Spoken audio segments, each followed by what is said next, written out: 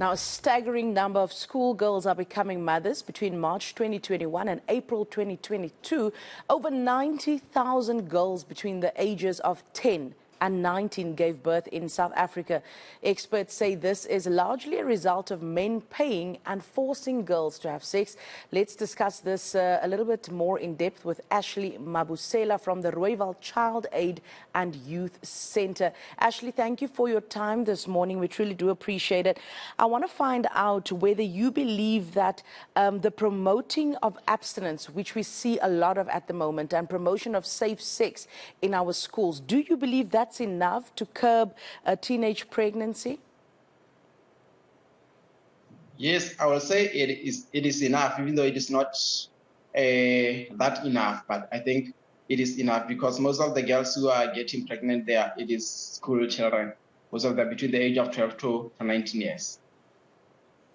Now, Ashley, surprisingly or shockingly, I should say, a lot of incidents where teenagers fall pregnant happens with men that they knew. What is it that you hear in your experience working with these girls, they say, happens when these incidents take place? Yes, you know, these incidents, they happen in different ways and then in different places, like poverty, it is poverty and most of the time peer pressure.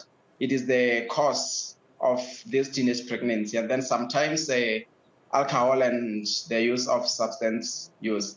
Because some children, in most families, you find that the young boys or even the older people, they have money. So that they will influence the poor children. They will give them money to sleep with them, and then they don't use protection. And then it leads to this teenage pregnancy. Then when it comes to peer pressure, these girls, they influence each other to bad things.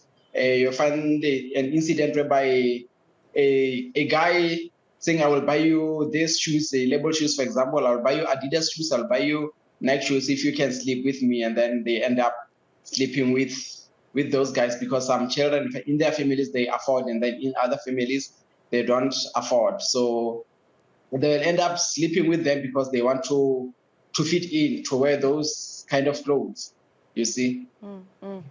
Now, Ashley, as you just mentioned, this is a multi-layered problem, which brings me to the question, what, in your opinion, then, is the solution to this? Because there's the social aspect, there's the economic aspect, and then it also involves schools. In your experience, what do you think is the solution so that we can stop girls as young as 10 from falling pregnant? Yes, you know, the solution, according to my experience in my organization, which is Rooiwal Child Aid and Youth Centre, we came up with the concept of saying, since we see that these children, they get pregnant at a very young age, so we have decided if these children, we can create a relationship of a mother and a child, the communication, or the parents and a child, to start communicating with their children at a very young age. Because these children, when they go out there, they meet different people from different families. So if the mother or the parents can talk to their children at the young age of 10 years, talking about sex at this age, if someone is doing this and that, they want to, if someone is touching you like this, if someone is talking to you like this, they want to sleep with you. And then the relationship between a mother and a child, it will be a very open relationship.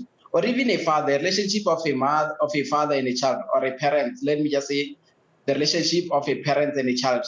If they can start communicating, it will be good. Like when a child comes from school, they ask, how was your day? What have you been doing today at school? Then the children will start talking, my day was like this and that. And then the relationship will be better. Even the child, if someone is saying to the child, I love you, for example, a older man or a teacher say to a child that I love you, then the child will tell to their parent that this teacher told me that they love me. And then the communication will be better, because if the parents don't communicate with their children, these children, they talk out there. When they are with their friends, they talk a lot. So if the parents can talk to their children, it will be better way. Or even if maybe there can be implementation of, maybe they can find a, what can I say? they can find someone who can be the mentor to the children and talk to them, encourage them to not have sex at a very young age. It will be better, because these children, they will know that I don't have to sleep with anyone until I reach the age of 20 or 21, because like these children out there, they do a lot of things, and then they talk. What I'm trying to say is that these children out there, they talk with their friends. They find that their friend is 18 years. They already met some incidents like this, so they will influence this 10-year-old child to do things that they did thinking is a good thing, and then this child will think that this is cool. So to prevent anything, that the communication between a mother and a child, it will be a very better thing. Ashley, let's then have a look at how this trend is impacting the education of these young mothers and also their future prospects. Yes, in this world, you have to be a child, you have to be a teenager, you have to be an older person, and then at the end of the day, you have to be an older person. So it affects them in a bad way, because you're a teenager. Now you have to jump the step from a teenager, become a mother. And then when it comes to education, it will affect your education, because now you are a mother, you have to focus on your education. I'm sorry about the voices outside. No problem.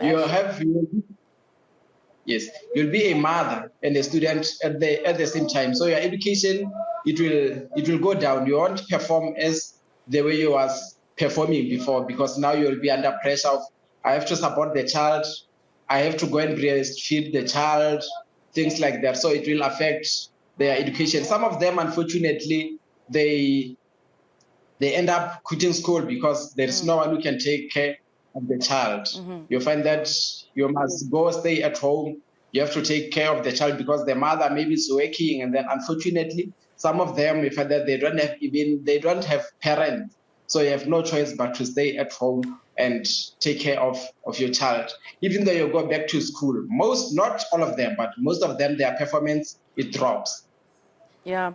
Ashley, perhaps let's have a look at some of the initiatives that you have at the Rooiwal Child Aid and Youth Center to help really address this issue. At the Rooiwal Child Aid and Youth Center, like we have realized in Limpopo as large, we have according to my research, we have a very few programs that is talking about teenage pregnancy. Okay, that talks about teenage pregnancy. So at the Rooiwal Child Aid and Youth Center, what we are going to implement is that every day we are going to open like the activities, the netball, the soccer team, and netball team, soccer team, and other activities that these children like. Like after school, we have decided that these children, we give them food. It is a feeding scheme program that we are running. And then after eating, we help those who can't help themselves with homeworks and the assignments. We're not doing them for them. We are helping them to do their assignments. And then after that, it is now the time to do sports and recreative. Those who like to sing, they will be singing. Those who like to dance, they will be practicing their dances. And then those who play sports, soccer, they will be going to the ground to play soccer. Those who like netball, they will be doing netball. Like we monitor everything that they are doing, because they will be in the yard of the organization. And then later on, about depending on seasons, like during summer, like now, we close at 6 o'clock because it still looks early. So at 6 o'clock they go home. It means they are tired when they get home, they bath and then they relax. Then the following day they go to school. At school they teach them, and then after teaching them, we do the same thing again and again. And then there is a time whereby we invite people outside just to talk to these teenage girls. Yes. I mean, the other side, and then a male is talking to the boys on the other side. Like we encourage them to not have sex at this young age. Like we give them examples like they have to change their background, not because it's a must. What we are trying to do is that we encourage them to do better in life so that they can be responsible men and women in future. Ashley, like we don't want them to... My apologies for interrupting. Unfortunately, we've run out of time. Incredible work that you are doing there at the Rooiwal Child Aid and Youth Center. That, of course, was Ashley Mabusela sharing with us about the incredibly important work that they do.